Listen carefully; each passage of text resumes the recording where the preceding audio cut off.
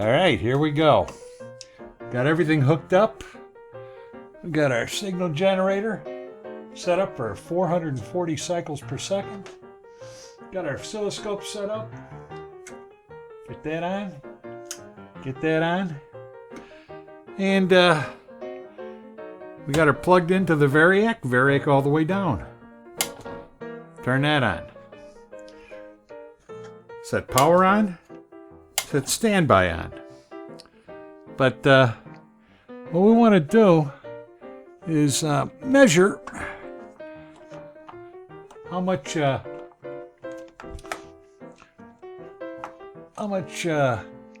signal we got. This is always kind of a bone of contention. I got her set for about 250 millivolts, quarter of a volt. If you check around, you see that sometimes they want 50 millivolts input, 250 millivolts input. It's hard to say. I mean, it's an amplifier. It'll amplify whatever you want. If you got a guitar, 250 millivolts is kind of on the low end of its output. But there are guitars with that you got to put a battery in. They can put up several volts of input. All depends on how much you want to overdrive the preamp. So, with all that said, let's put our tone controls in the middle. There's that. There. That. Take our volume, bring it all the way down. And here's the scary part. Start powering it up. Let's bring the voltage up on this thing. And let's watch that scope, which is at 10-to-1. That's 10 volts per division vertically. There we go, 50 volts, no current draw. 75 volts, no current draw. 100 volts, no current draw. There we go. Seems like the rectifier just fired up. And we're good. We let her sit. Now, if we bring up the sound, here it comes. It's amplifying. Maybe we can flatten her out. See that little notch there? This little notch right here? Crossover distortion. We're going to use that to set the bias. That's full power out. So that's a pretty strong signal. We can back this thing up even lower.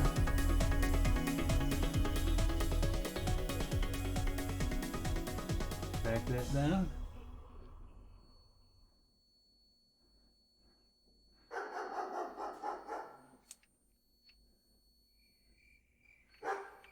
Yeah.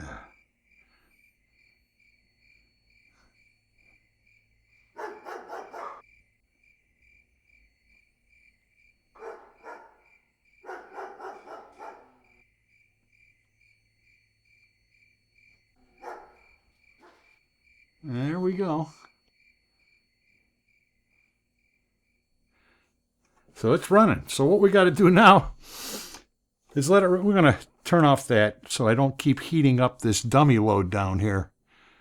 This thing will get hot after a while. Right now it's running pretty cool. We'll keep it down there so that we can bias the amp, but we got to let it run for about 20 minutes or so before we do that. So that's what we're going to do here. Oh, no, wait a minute. Wait a minute. Wait a minute. We're going to do the biasing on this amp, but I was going to use the scope method, and then I just thought about it. I said, not a lot of people have scopes. What we need to do is we need to set up with a current sense on the outputs. Usually use a bias socket to do that. However, well, I don't know where my bias socket is, so we're going to make a little modification to the amp. So just bear with me here. We're gonna take this all apart and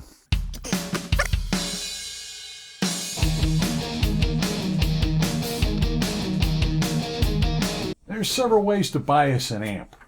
You can use a scope, but most people use a current sense resistor on the cathode. Usually a 1 ohm resistor. Yeah, let me see, like this. There we go. Yeah, like one of these. Precision 1 ohm resistor. And that way you can read with a voltmeter in millivolts directly to the amount of milliamps that the tube is drawing. To do that setting, you need to pick up the main B plus voltage in the amp, the old amp here, and you do a little mathematics and you can determine the amount of current that should be flowing through the tube for a certain percentage of operation. A lot of times people will go for 70% on that. But that's what we're going to do. Now, a lot of amplifiers have these current sense resistors already inside of them. This one, however, does not. The cathodes are tied directly to ground. And what we're going to do is we're going to put these resistors here in between the cathode and the ground of the chassis. Unfortunately, it's not that easy because all the grounds are carried through wiring inside this amp. So we need to mount some standoffs. I got some standoff hardware here that we can mount from the cathode to the standoff, which is ground, and then to the ground wiring on both the tubes. Then we're able to actually put a millivolt meter on the thing and read the current draw through the tube and set the bias pot for the desired result. So without further ado, let's get on to installing this stuff. Yeah, here we go. Okay, now let's get this arranged for drilling.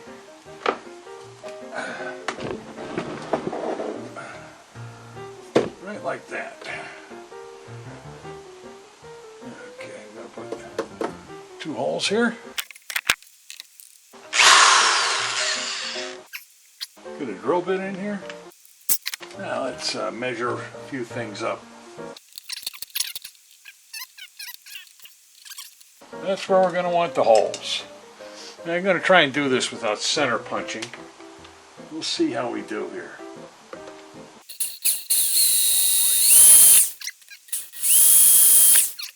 There's our 2 pilot holes.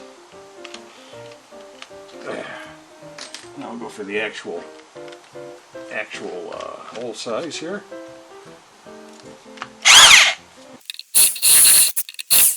There we go.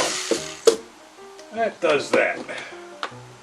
Now we can install the standoffs.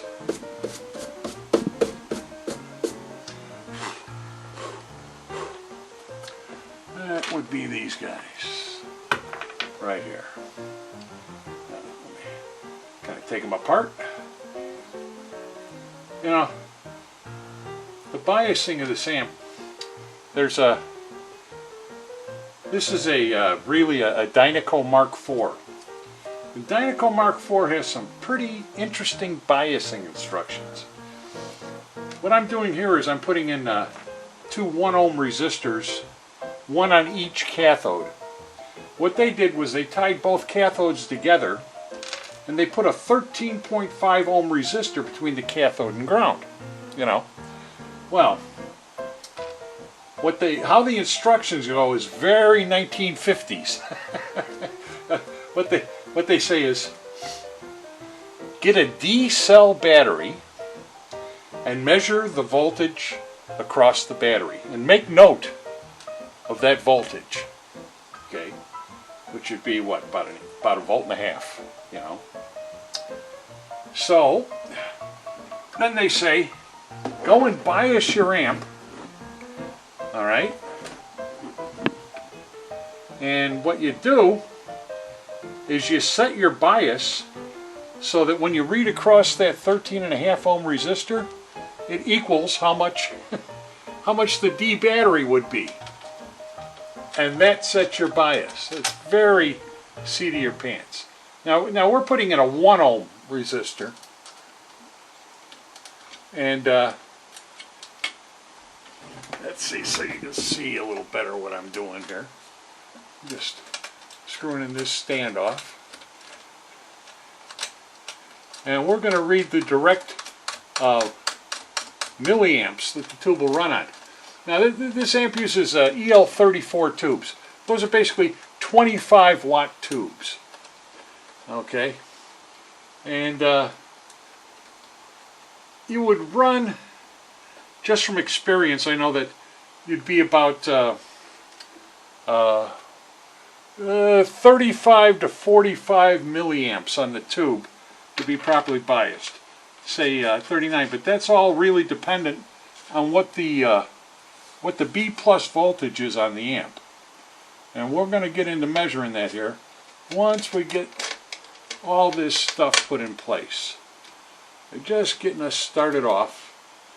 And then we're going to flip over here, and I'm going to go to a better view on the camera.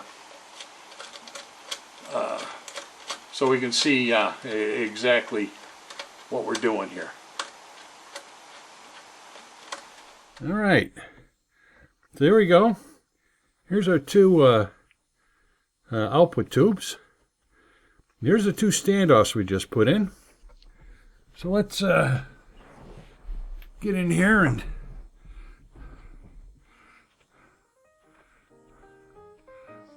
figure it out. Now, what we got is we got the cathodes. Cathodes are that pin there and that pin there. And you can see that that will be pin 1, pin 8. They're tied together. And so what we got to do is take this apart. Let's start by doing this.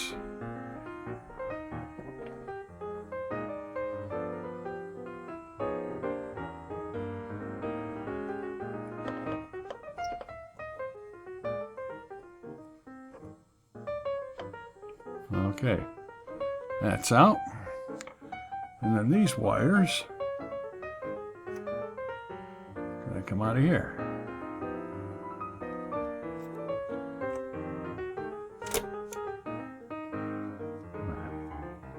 Don't fight me.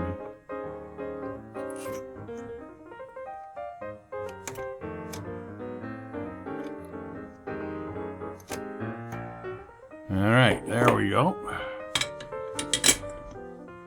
Lost a little insulation on that. Oh, don't do this now.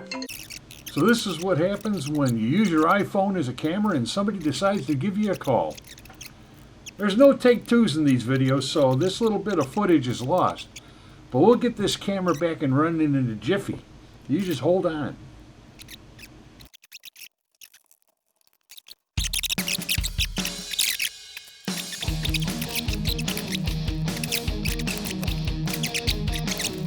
Now,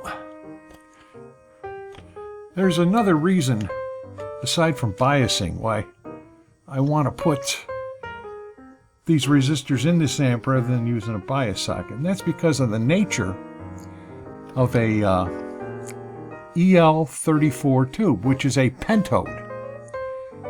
Now, you look inside of a Fender amp, and they'll be using a 6L6G series, 6L6GC type of tube, another 25 watt kind of tube.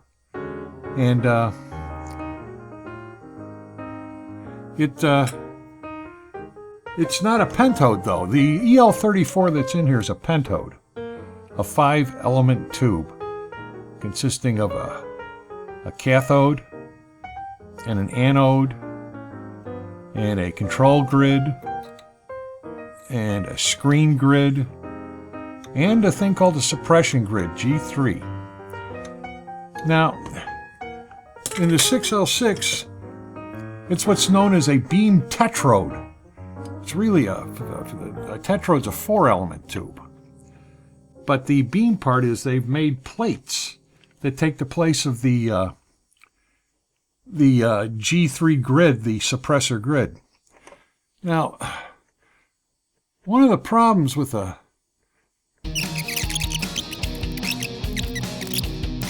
but anyway, the EL34's got this screen grid, which is a fine wire mesh grid, third grid in the tube, and it's right next to the plate on the thing. Well, the screen grid is kept at ground. There's 0 volts or near 0 volts. Where the plate is kept at the highest voltage in the amplifier.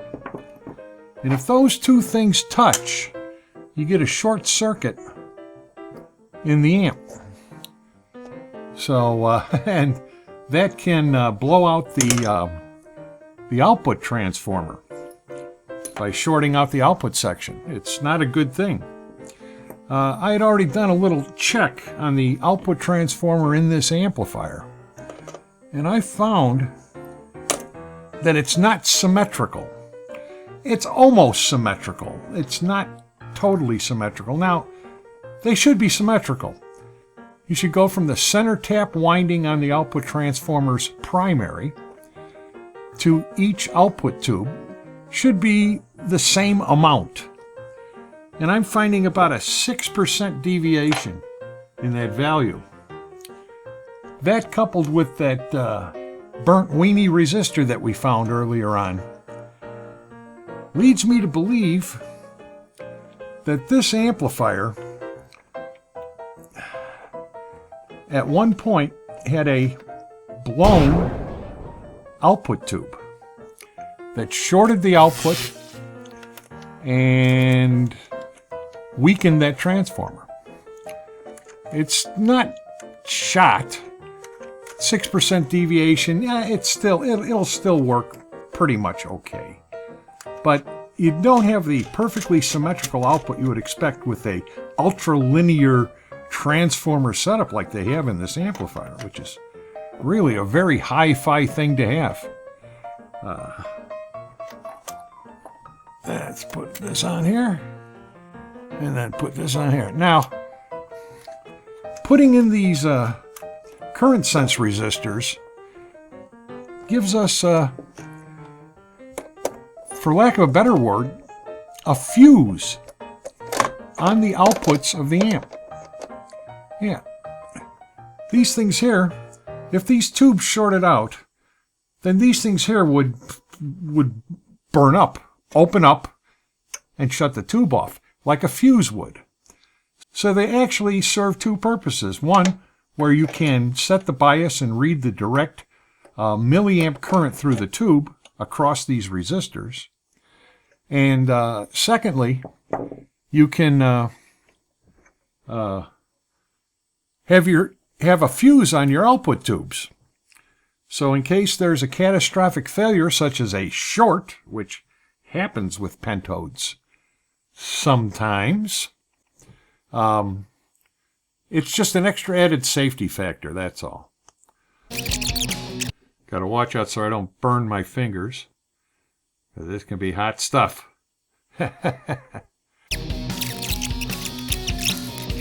Oh, what an idiot. I made it too short. Oh, well.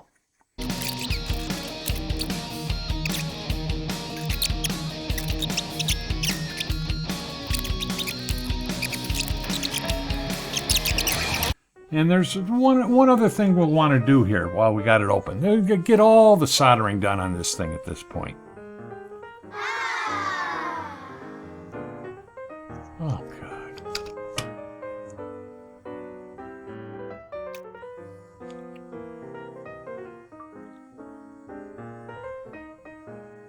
So, that's supposed to be our view. Once again, the camera screwed up, but there's our one biasing resistor, There's our other biasing resistor. All our grounds are in. Had to reroute the path on this guy. And what we need to do next is the line in, line out wiring. To do this, I'm going to take these jacks back out of here. It'll be easier to do it outside the chassis, so it's just a moment here.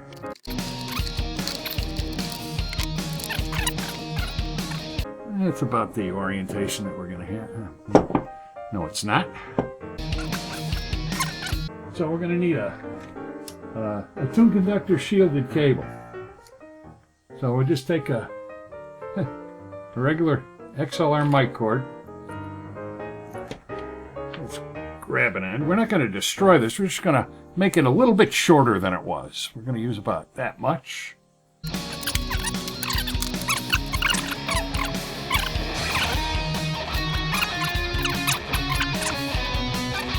And we'll put it together, I think, like...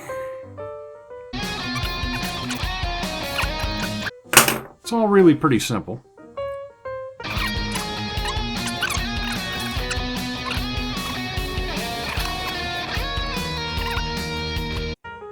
That's good. Take soldering iron. Let's get a little solder.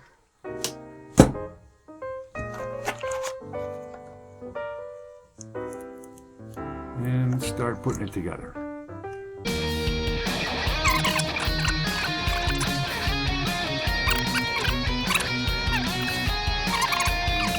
Now, we're hooking up the ground portion of these connections. And it actually is not that important because the jack itself grounds out by screwing into the chassis. That makes the ground connection. We're just kind of reinforcing it here. We're going to have to add a little bit more wire into this because the way it's going to work is if you plug in to the amplifier, you disconnect the preamplifier. That's why one of them's switched and one of them isn't. And if you plug into the preamp, then you should be able to run 2 amplifiers. Now we're not putting in any buffer, just as if you went and bought the components at the hi-fi store. You buy a preamplifier and you buy an amplifier.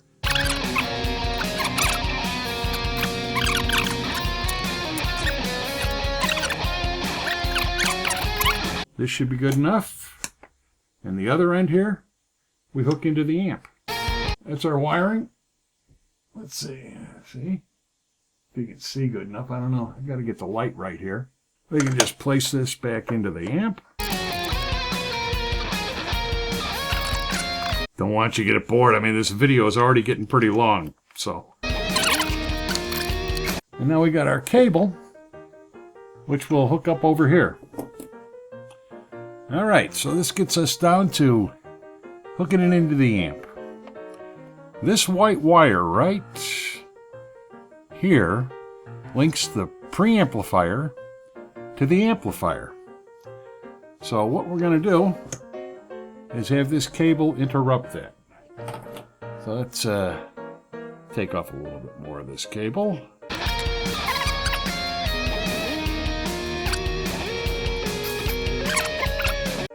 So we can give it a haircut here.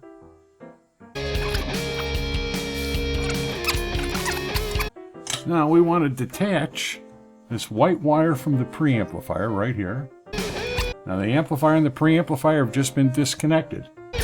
We're going to get the other end of the white wire. There we go. And so now that wire is disconnected. We won't get rid of it.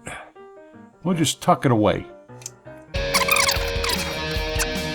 We want to have the red wire go to here. And this clear wire go to here. Pretty easy.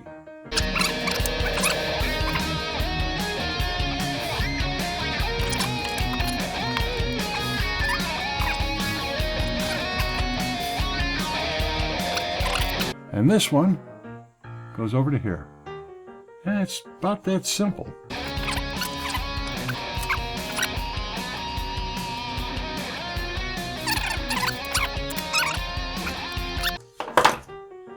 And that finishes up the amp. Nothing more to do now except for to set the bias and give it a whirl.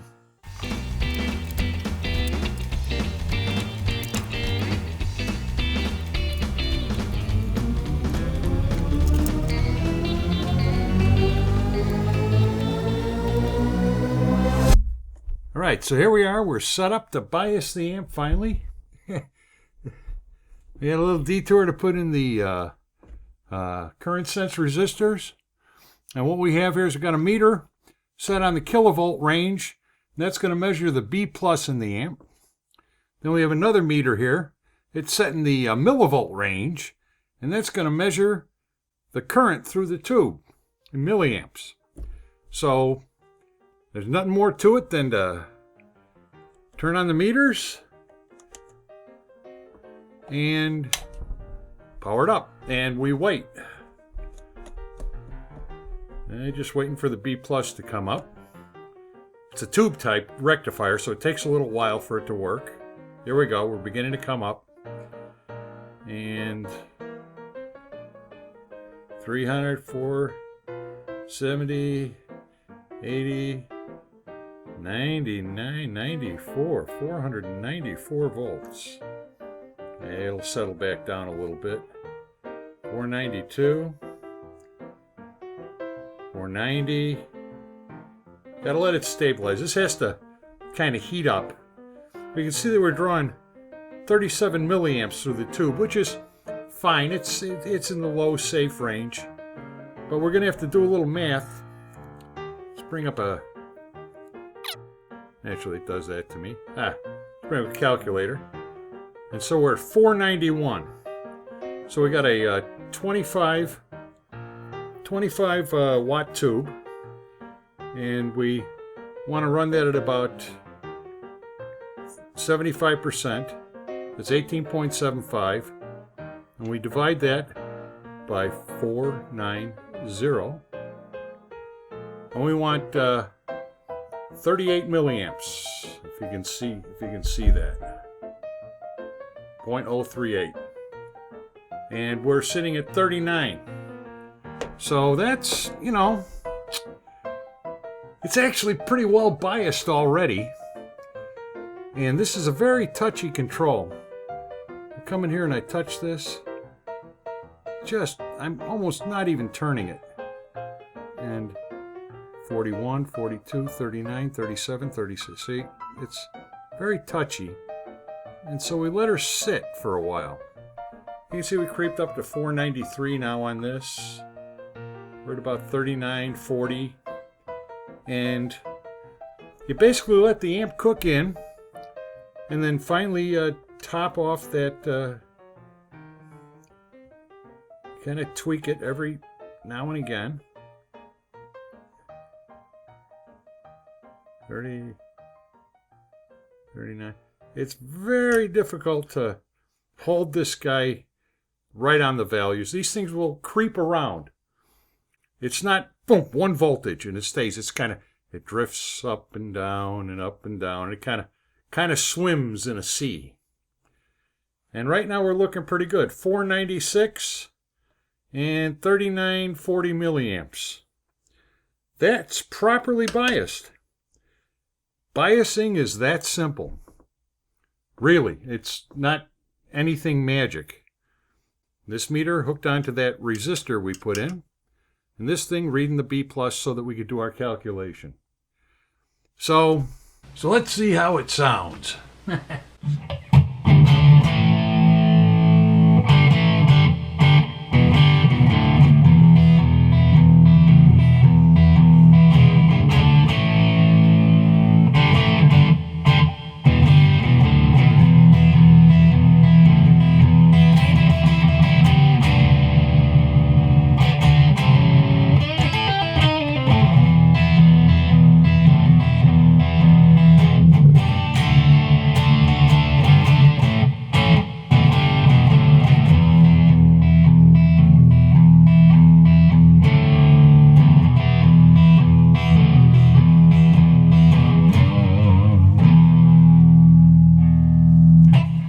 Actually, this is kind of a lie. I can't demo this amp without flattening out the sound system and everything in here. And I'm using a fuzz box on the thing because the volume is at 1/2 of 1. And I can't turn it up. It's too loud. See what I mean? Actually, this amp has a nice chimey natural tone to it. Hold on, let me turn it down. Let's unplug that. Let's take this out of here.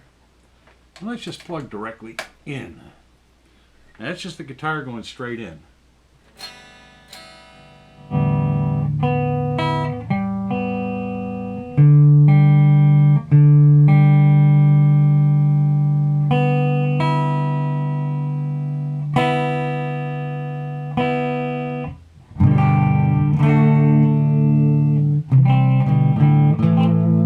Nice clean tone. This is before overdrive and before this. Actually,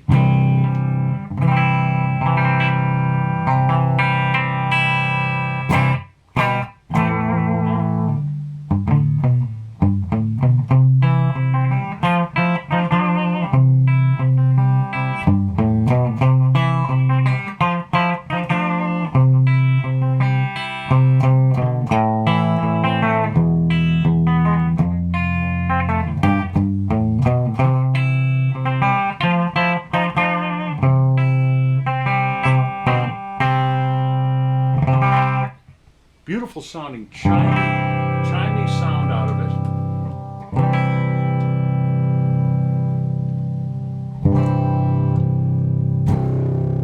Very good bass response.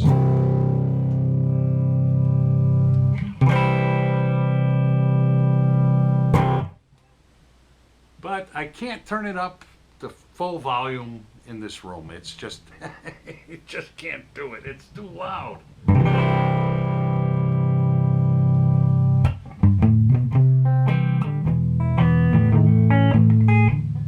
Oops.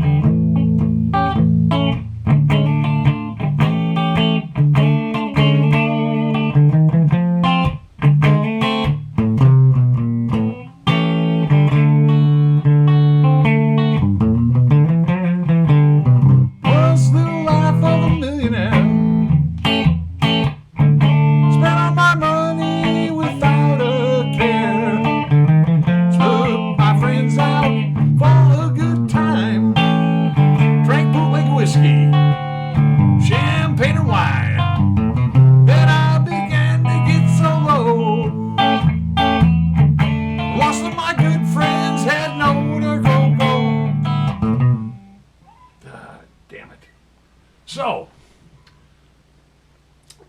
this amp works. It works really good. Nice and clean, chimey sounds. Not like today. Not with the overdrives and the special effects and all these things. This is a real hi-fi amplifier with great bass response. I hope everybody had fun during this 5-part episode, where the last part took 2 months to finish. Unfortunately, there were things that happened in the world that kind of distracted me for a while. Maybe they distracted you too. At any rate, we're back on track now, and we're going to wrap this up, going to clean it up a bit, going to throw it back in the case, going to put it in the box, we're going to send it back to Chicago, to the owner. So, seeing as I have another box sitting there, that one's for the next episode. So until then, you have a good time, enjoy, and I'll see you in the next episode.